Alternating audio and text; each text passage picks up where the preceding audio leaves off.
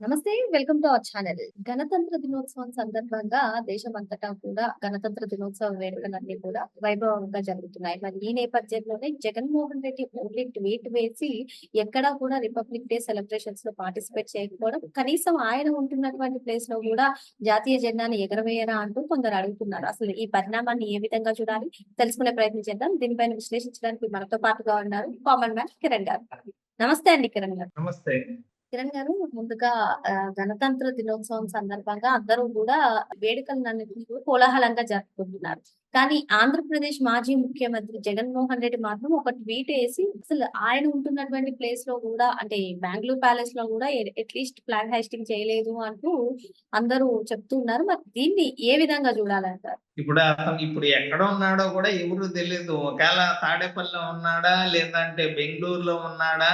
అసలు republic day అంటే ఏంటో అనేది ఆ! ఆల్రెడీ ఒకసారి చెప్పి నవ్వుల పాలయ్యాడు. మళ్ళీ ఎందుకులే అని చెప్పి బయటకి రావట్లే అతను జగన్మోహన్ రెడ్డి.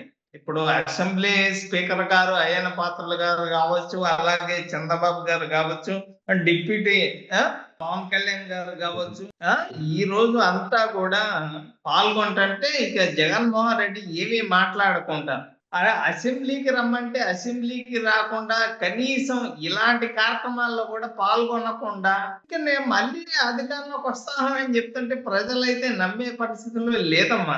అసలు దేనికి బయట రావట్లే కదా. జెండా ఎగరటానికి కూడా నీకు టైం లేదు అంటే మరి ఇక నీ గురించి ఏం చెప్పాలి అనేది మీ పార్టీ వాళ్ళు చెప్తే వింటాము.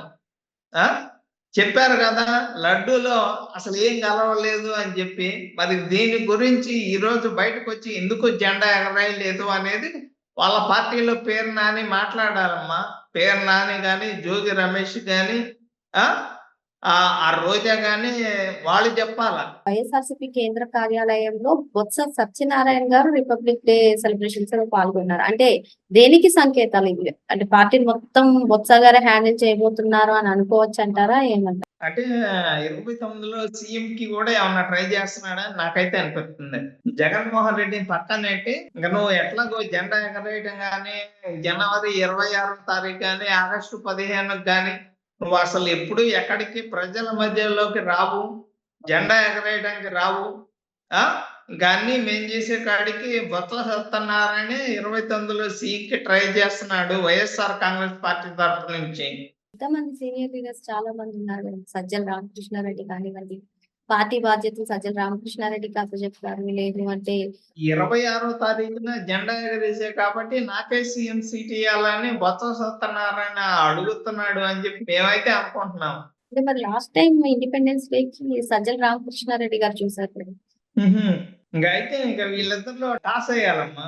వీళ్ళిద్దరిలో టాస్ ఏస్తే అది సజ్జలకా లేపోతే బొత్స సత్యనారాయణకా అని చెప్పి ఇంక వీళ్ళిద్దరికి టాస్ ఏస్తే అందులో తేలిద్ది.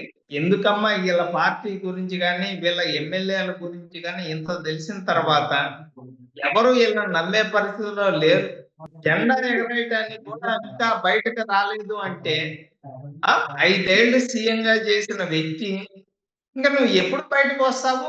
అధికారంలో ఉన్నప్పుడేమో పోలీసుల్ని పెట్టుకున్నావు. బారికేడ్లు, పరదాలు పెట్టుకొని బయటకొచ్చే నువ్వు, అధికారం లేకపోయేసరికి నాకు ప్రతిపక్ష హోదా ఇయ్యండి. 27లో పాదయాత్రకొస్తాను. 29లో అధికారంలోకొస్తాను. 30లో రాష్ట్రం మొత్తాన్ని అమ్మేస్తాను అనే మాటలు మాట్లాడడం తప్ప, రప్పా రప్పా అని చెప్పి మాట్లాడటం తప్ప నీకు కనీసం జెండా ఎగరేయాలి అన్న ఇంగిత జ్ఞానం గూడా లేదు అంటే ఏం జేయాలి చెప్పమ్మా? అంటే మరి అది ఒకళ్ళకి చెప్పాలా ఏంటమ్మా? ఇప్పుడు వాలంటీర్లు గాని, కార్యకర్తలు గాని, మీ ఎమ్మెల్యేలు గాని, మంత్రులు గాని రా నాయనా బయటికి రా. ఈరోజు ఏంటి రిపబ్లిక్ డే అని తెలీదా జగన్మోహన్ రెడ్డికి? మరి ఆ ప్రజలు ఏం మాట్లాడుకుంటారు? ఏంటి నువ్వు ఎక్కడికి బయటికి రావట్లేదు కదా! ఇంకో ట్విట్టర్‌లో 15 ఏళ్ళు ట్విట్టర్‌లో ఒక ట్వీట్ ట్వీట్ ఏసారండి. అందరికి గూడా విష్ చేశారు. ఏమని ట్వీట్ చేశారమ్మా జగన్మోహన్ రెడ్డి? ఆ! రిపబ్లిక్ డే సందర్భంగా ఒక ట్వీట్ ఏసారు. ఇంకంతేనా? అందరూ గూడా మేము కూటమికి ఓటేస్తాం అని చెప్పి ఇట్లా చూపిస్తారమ్మా. ఇట్లా చూపిస్తారింక. నువ్వు ఇంట్లో కూర్చొని ట్వీట్ చేయటం, బటన్లు నొక్కటం. నీకు అదే పని గదా! ఇంక చెప్తాడు. ఏం లేకపోతే అంట ప్రజలు అన్నం తినటమే మానేశారంట. నేనున్నట్టయితే బట్టలు నొక్కేవాడినిగా అంటున్నారు. బటన్ నొక్కి నీ అకౌంట్ లో డబ్బులు వేసుకోవటం అన్ని చూసిన తర్వాత వద్దులే నాయన 5 ఏళ్ళు మిమ్మల్ని చూసాము ఇంకా చూసే ప్రసక్తి మాకు లేదు అని చెప్పి ప్రజలైతే అనుకుంటున్నారు. అదే విధంగా కూటమిని అధికారంలోకి తీసుకొచ్చారు. మరో అంశంతో మళ్ళీ కలుద్దాం. థ్యాంక్ యూ అండి. Thank you.